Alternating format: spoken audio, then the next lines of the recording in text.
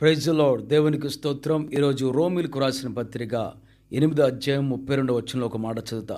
తన సొంత కుమారుని అనుగ్రహించుటకు వెనుదీయక మనందరి కొరకు ఆయనను అప్పగించిన వాడు ఆయనతో పాటు సమస్తమును మనకెందుకు అనుగ్రహింపాడు. దేవుడు మనకి సమస్తము అంటే ఆయన కుమారుడు ఇచ్చాడు. యేసుక్రీస్తు వారిని మనకు అనుగ్రహించాడు. వెనుదీయలేదని చెప్పబడుతుంది. మనము ఎన్ని విషయాల్లో పొరపాట్లు చేసినా, తప్పులు చేసినా, ఏం చేసినా దేవుడు క్షమించి మనల్ని క్షమిస్తున్నాడు. వెనుదీయట్లేదు, ఆయన వెనక తిరగవట్లేదు.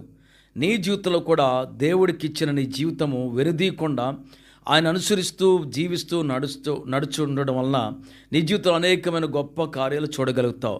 చూడండి, ఆయన కుమారుని అనుగ్రహించకు వెనుదీయలేదు. దేవుడు ఏది ఇవ్వడానికైనా ఆయన వెనుదీయుడు. ఆయనకి ఇష్టముగా నచ్చిన వారుగా ఇష్టలుగా ఉంటే ఆయన వెనుదీయుడండి. దేనికి కూడా వెనుదీయుడు. దేవుడు ఆయనకి నచ్చిన వారిని అనేక మందిని దేవుడు ఆశ్రయించడం చూసాం.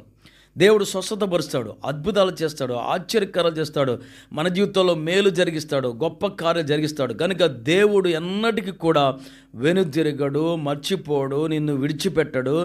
ఆయన నమ్మదగిన దేవుడు. అంతేకాకుండా ఆయనతో పాటు సమస్తమును మనకెందుకు అనుగ్రహించాడు.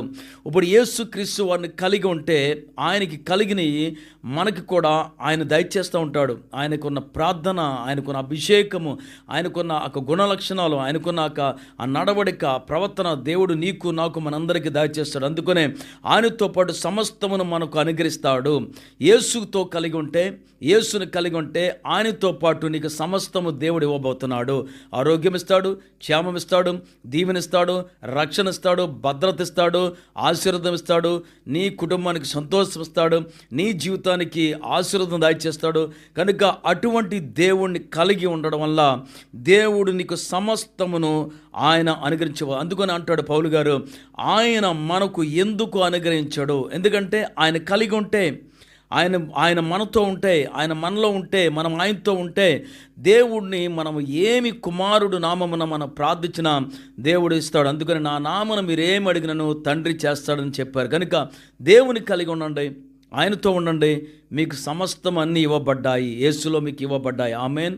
పరిశుద్ధుడైన తండ్రి, కృపగలవాడ, ముట్టండి, తాకండి, దీవించండి, సమస్తము వారికి దయచేయండి. ఇప్పుడే విడుదల, స్వస్థత, మేలు, దీవెన కలిగించమని నజరేతును యేసునామములో ఇప్పుడే అద్భుతం చేయమని యేసునామములో అడుగుతున్నాను తండ్రి. ఆమేన్, ఆమేన్.